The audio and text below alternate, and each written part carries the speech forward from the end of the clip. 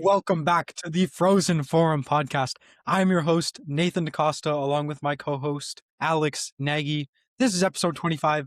I don't remember if I just said that. I've got too much excitement in my mind after last night. My goodness, there are so many things we need to talk about.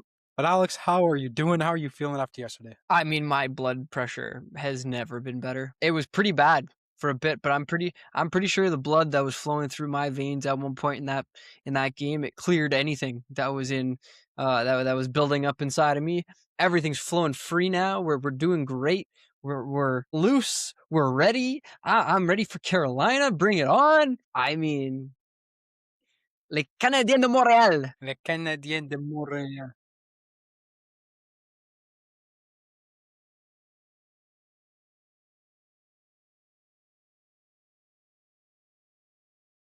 Jakub Dobeš might be the second coming of Patrick Roy, and that's a whole other thing. Unbelievable. 2 game sevens, he clutches up exactly when he needs to. He keeps us in the playoffs right now. If it wasn't for him in game 7 of round 1, we're not here. Game 7 last night, we're not here. Jakub Dobeš, I think automatically on that alone gets the first star of the week. For sure. And you know, we can talk about the second star going to Alex Newhook. Yep. Right? That one's pretty easy, I think. I think the third star is up for grabs. I think it's Hudson. Yeah, I was going to say Hudson. Okay, it's not up for grabs. Like, I guess it's decided. Look, Nathan, I think I want to talk to you about this game. There's 2 things that we need to create clips of because we need to teach Buffalo Sabres fans how hockey works. So I'm going to ask you some questions, okay? And you tell me what the answers are. We can clip them so that everybody can learn a little bit. My first question, can you, if the goaltender has the puck covered, can you push the puck through his pads into the net for a goal? No, that is not allowed. So if the whistle goes before you push the puck through his pads, does it matter that it was a quick whistle? Does not matter. If that whistle goes, play is done. Okay, so it's now on to my second question, right? Are you, as a coach in the NHL, allowed to challenge a goal to look if it was a distinct kicking motion? I think so. You can, right? So if Lindy Ruff didn't challenge the first goal that Montreal scored, do you have any right to say that there was a distinct kicking motion that was missed by the NHL? Or was it the fact that Lindy Ruff didn't challenge it? I know this is sarcastic, but it is. Let's ask one last question, right? Speaking of that distinct kicking motion, if you moved your skate in the direction of the net after the puck bounces off of your skate, did you kick the puck into the net? All right, now that we have that out of the way, Nathan, I think it's very important to address what is very clearly goaltender interference and state that you know, when you steamroll a goaltender, that's a penalty. We should also talk about how everybody in this series, you know, there's a bunch of people online. My Twitter feed's been fantastic today because you've all these Buffalo Sabres fans that are like, we deserve to win this game. It's crazy that Montreal won, all this kind of stuff. Nathan, do you know why we play 7-game series in the NHL? To determine who is the better team. And also, if Buffalo Sabres fans want to bring up that argument, let's look at who deserved to win every game in this series, and you will see that the Habs have 4 of those games. So the better team. Oh, wow, look at that. It's almost like they're the team that won. For everyone saying that the Habs lucked their way into the conference finals, you can't luck your way into a conference finals when you're in a best of 7 series. Both series go to 7 games, and we win both game 7s. You can't. And look, you want to say, if you want to come back at us and say that we won because Jakub Dobeš is standing on his head and whatever, okay, fine. I'll give it to you. Sure. We won some games because Jakub Dobeš stood on his head. But you know what that means? It means that we did it. That's our player. We drafted him. That's congrats, Kent Hughes, for finding Jakub Dobeš in the draft. Amazing. Congrats, Kent Hughes, for finding Lane Hudson at freaking 62nd overall in the draft. 62nd overall. I mean, like, congrats on taking Yuri Slafkovsky when half the NHL was talking about Shane Wright. You know, talk about, I think, look, we draft Ivan Demidov when, you know, 4 teams above him are like, no, we don't want to pick this guy. And they're not done. Like, the best thing is all of the stuff that they've done. Hey, sorry, you want to go back? Congrats, Kent Hughes, for trading for Alex Newhook, who scored 7 goals in this playoffs, including the game winner in Game 7 against the Tampa Bay Lightning, the Game 7 winner against the Buffalo Sabres, and 5 other goals that contributed to at least 2 wins for the Habs. You want to talk about Kent Hughes? Shout out Kent Hughes, who traded for Kirby Dach, who scored another 3 goals between Tampa and the Buffalo series. I think both of the first goals of both of those series were Kirby Dach, if I recall properly. Maybe not. It might have been Anderson in that Lightning series. But it was Doc. I think you gotta shout out Doc on this part, because some of you guys forgot about this. Doc was on the chopping block, and he did everything right from that point on. He's been fantastic. He has been putting himself in the right positions. The last few games, he has 1 or 2 goals, but he has been in the right places, playing well defensively. Kirby Dach has earned a spot in this Stanley Cup run. For sure. I think you look at the efforts of everybody on this team. There's a lot of talk about Suzuki, Caulfield, Slavkovsky. 5-on-5, they haven't been great. They've arguably actually been getting dominated in a lot of ways. And I would say, Nathan, maybe you disagree. I would say that's largely attributable to the fact that they've been playing regular season hockey. They're still a young line, and playoff hockey is just different, and they haven't adjusted fully yet to it. I think that's fine. Like we have, at the same time as saying that, we've got Alex Texier, who, when he's on the ice, the Montreal Canadiens have scored like 7 goals to 1 goal against, right? Like you can have your first line be adjusting in the adjustment period, while some of the bigger guys who play that type of hockey on a day-to-day basis like excel. I was going to say, this right now is okay, but in order for us to be this cup contender, we need them to step it up. What's helped us get to this point in the series is our third and fourth lines getting dirty goals against the other team's third and fourth lines. So we need them to keep doing that, and we need Suzuki, Caulfield, and Slav to just dial it up a notch. They'll figure it out. Hey, I think this Carolina series is for sure the series to do that in. I mean, you can say whatever you want great about Sebastian Aho. He's not a Nick Suzuki. All right? Like, you can say whatever you want about whoever scores goals in Carolina. They're not Cole Caulfield. They didn't score 50. You also got to remember, they haven't played a game of hockey in 9 or 10 days. 10 days. It's going to be 10 days. Series to series. 10 days. It's a lot of time of non-competitive hockey. Like, surely they're on the ice every day for practice, but if you're not competing at that level on a regular basis, we'll see what that can do to a team like that. Because that's a team that needs momentum. And I feel like this happens every year. Going into the conference finals, they lose that momentum because they do so well in the first 2 rounds. Look, I think the big story too, like no matter what you want to say about like the series standings and whatever else, like the way that everybody's calculating these odds, right, is you look at like their regular season play and a little bit of the playoff play, right? First of all, the Atlantic Division as a whole, way more competitive than the Metro this year, right? Not even close. Right. Second of all, what that means, like Carolina's playing 4 games against each one of their division rivals. They're playing 3 max against the Atlantic Division. So if you take all of their stats and you say, oh, look, they're dominating the play more. They have like all this kind of stuff, right? They have higher expected goals for whatever else. It's like, okay, yeah, but they're playing on average a worse team than people in the Atlantic Division who have to play 4 games against all the Atlantic Division teams, right? And to that point as well, the Atlantic Division is very, very, very special in that, especially from a team like Montreal, where because it's Montreal, you've got teams show up for whatever reason because they're playing in the Bell Center. And they're like, wow, I get to play in Montreal. That's crazy. Macklin Celebrini came in. What did he do in the Bell Center? I think he beat us 2 times, right? Now, they go to Carolina. What are they saying? They're like, oh, wow, this locker room is small that we have to be in as a visiting team, right? Like who cares if you play in Carolina? So all of those stats, throw them out the window, right? You look at the actual teams on paper. Frederik Andersen got hot against a Philadelphia Flyers team that scored like no goals this year. Like I have no idea how they got into this. Like they got into it because they had hot goaltending down the stretch, some pretty good defense, and just played a shutdown defensive style. Fine, great. They played against Ottawa. Like the amount of dives they take, I don't know how they ever score goals, right? So like, wow, he played so great. Wait till he sees some real offense. Wait till he sees people who can actually shoot a puck into the corner of the net. That's all I'm saying. Give me first game, whatever the over is. I'm taking it right now. Lock it in, right? everybody's like, oh, this is gonna be such a no. There's like 9 goals in this first game. 9-goal games? Guess who dominates those most of the time? I was going to say, I do think this will be a high scoring series. I do think the first team to get to 2 wins wins the series. Yeah, sounds right to me. Yeah.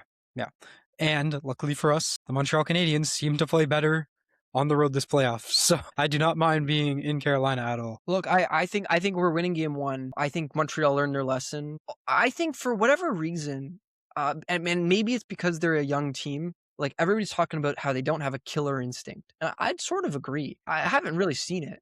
What I have seen, and what this Montreal team has been proving to me all season, is that when they think they need to win a game, they win the game, right? I think they went into game 6 and they were like, we don't really need to win this game, and then they lost the game. Like that's how they go to game 7. They're like, we need to win this game. We've won both game 7s, right? That's largely attributable to Yakubovic's mindset. I think a lot of it's Jakub Dobeš, but I just look at the way the team plays in front of him too. And I mean, some of the stuff we were doing game 6, like, oh my goodness, like we needed to clean a lot of stuff up before game 7.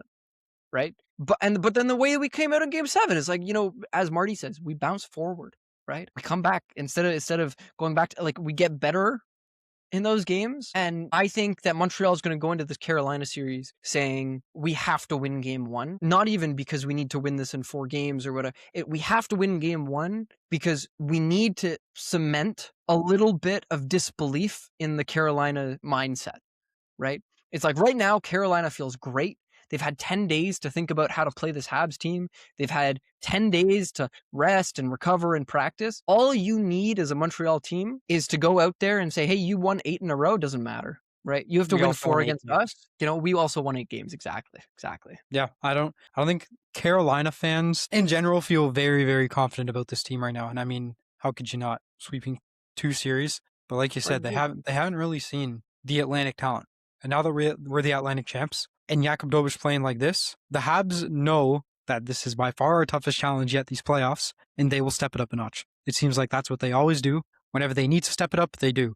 You saw it in the regular season whenever they played Colorado. Those were always very high-scoring games, and we've beat Carolina 3 times this season. This is true. This is very true. And that team is not that different from all of those games that we played. I look at Carolina, I think we have a realistic chance of sweeping this series. Like, just straight up. I think Carolina doesn't know how to play in the 3rd round. And I don't think that's because they get tired or because of whatever historic. I think that they just get close and they think that they deserve it and they think that they're so good and that they're going to win and they forget to put in the time, the effort that you have to put in to win games. I think they go against Florida and say, oh, we can play our game against Florida. No, you can't. Florida's going to make you play their game. And if they do, you're going to lose. Montreal's going to come in. They're going to make Carolina play Montreal's game. Montreal's game is not the Carolina game. It's also not the Florida game. It's not the Florida game. So it's nothing they've seen before. Nothing. Well, they've seen it 3 times. They've lost all 3 times against it this year. I mean, like that's the story, right? They're going to have a tough time against the speed of this team. I mean, you got Newhook flying.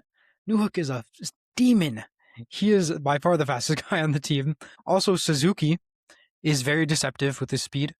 He'll take it slow because he knows he can control the play, but he can also fly and just lead that entire line. Lane Hudson, I blink 1 point, he's in the offensive corner. The next second, he's back on D, right where he needs to be. I don't think they're prepared for that. That's where I think Lane Hudson is the true X factor in this series, and Carolina does not have anything to match Lane Hudson. Lane Hudson is a generational star. He will win a Norris, and like I don't know what you have on Carolina that comes close. Right? The story of Carolina has always been that you don't have the stars. You don't have star power. You've got a bunch of second lines, and they're good, pretty good second lines. But that's where I say I think Montreal's first line will match up very well against Carolina, and I think Lane Hudson is in general, which by the way, a lot of our offense from the bottom side of our lineup is coming from Lane Hudson. Like the guys have just figured out how to play with Lane Hudson is all that's happened. I'm convinced of that point, by the way. Like everything flows from that defensive side, and I think just Philip Danault and Josh Anderson, like the super smart, and they go in and they are like, I know where to go. Lane's told me where to go. They probably get text messages, hey, if this happens, please go here, and they do, and there you go, they score goals. I also still see random people online saying Lane Hudson, the second assist merchant. Why do you think he has the 3rd most points in the Stanley Cup playoffs right now, the 1st most for defensemen? And the only other point, the Montreal Canadiens are in the conference finals right now. I think the only 2 people ahead of him are Marner and Eichel. In terms of points? Yeah. Lane Hudson has 7 points, and I think those two have like 8 and 9. Is that not true? Okay, first of all, Lane Hudson has 14. Oh, what am I looking at? But he's third, right? He's sixth. Oh, what the hell? Okay, maybe it was I don't. third for teams that are still in. It might have been in the second round. What did I see today? I swear it said third in points. Might have been third of teams remaining. Who are the guys ahead of him? It would have been third among players remaining because it's Okay. Mitch Marner first, Jack Eichel second, Lane Hudson would be third because Tage Thompson and Rasmus Dahlin are both not in, and Kirill Kaprizov and Quinn Hughes are both not in, and those guys are ahead of him. Okay. So of the people still in the playoffs, he's third. Sure. No, look. I look at Lane. I think all of the offense too. When he's on the ice, just things open up, right? Like passes that shouldn't be available are open because people are trying to cover Lane. And there's a reason, everybody's like, oh, secondary assist. There's a reason you get a point for a secondary assist. Like there's a reason you don't get a point for the third assist, for a tertiary assist, Like you get the secondary assist because there's a lot of times where that contributes to the actual goal, right? Sometimes it doesn't. Sometimes those passes are like, from the defensive zone to the other defensive partner, and then the real pass gets made. From a goalie to the defense. And then Exactly. Goalies getting points should be illegal unless they score. That is a real point. No, look, I look at Carolina. Carolina better be scared. And all Montreal has to do in this series, there's two ways we win the series, right? One, we win game one. Two, we win 2 in a row. Like if we lose game one and we win 2 in a row, we win the series. Montreal, Jakub Dobeš specifically, has not lost a game after losing a game since November. But when's the last time? I guess because we're currently 8-7. No, that makes no sense. In the playoffs, we're 8-6. We're 8-6 in the playoffs. But no, Jakub Dobeš in the playoffs after a loss is and not only 6-0, 6-0 with a .940 save percentage. Yeah. And like a 2.25 goals against average. Or some wait. ridiculous thing Speaking like about that. goals against average, what was his GAA last night? It was something stupid. I mean, he gave up 2 goals on?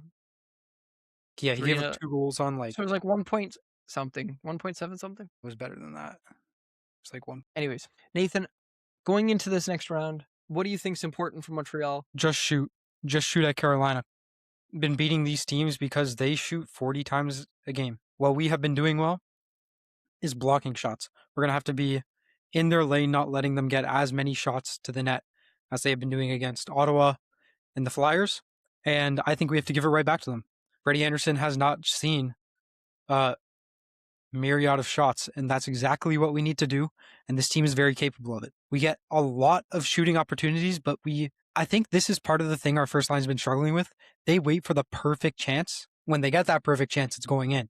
But if they would just go for some more dirty goals, because you have a big guy who could be in front of the net, Juraj Slafkovsky. And that's just what we need to do. We just need to be shooting the puck. See, I'd say the opposite. I really like the selection. I don't like the mass shots attempts. No, I think Anderson, if we go for these mass shot attempts, he'll be too ready for everything. If we don't go for the mass shot attempts. No, see, that's the problem. I think when you go mass shot attempt, you let the goalie get in a rhythm. I think when you let the goalie get, like, I think the reason we beat Tampa, right, in that game 7 is because we had like no shots on goal for like 90 minutes. Like, how are you as a goalie supposed to stay focused, right? Like now, don't do that again. Don't only shoot 9 shots against Freddie Anderson. Okay, but then how do we beat Carolina? I think it all comes back down to defensive structure. I think you look at Game 6 and you say, Game 6 against Buffalo, we blew it. We had everybody was not playing well, right? Nobody was coming back defensively. It was forecheck. What did you forecheck, paycheck? Who you texted the group chat? Forecheck, back check, right? Like the back checking, and when we bring that back, we win a game 3-2 in Game 7.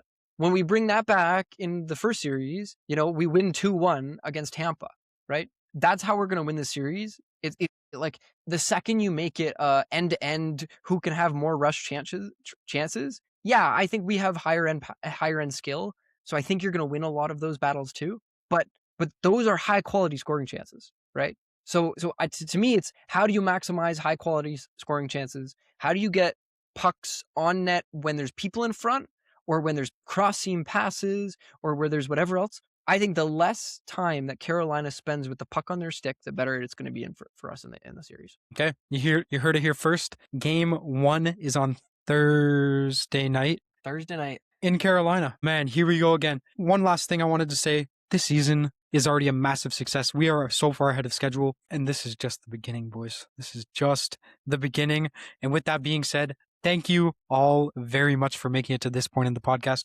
We appreciate all of you that listen to us every week. Make sure that you leave a like on this video. Make sure you leave a comment, hit that bell notification, and subscribe. It helps us grow tremendously. Make sure that you follow us on Instagram, Facebook, TikTok, and Twitter. And you can also listen to us on Spotify, Apple Podcasts, and Amazon Podcasts, anywhere you get your podcast content. We are there. This is the Frozen Forum podcast, and we will be back to you very shortly as we play the Carolina Hurricanes. Au revoir et bonne soirée.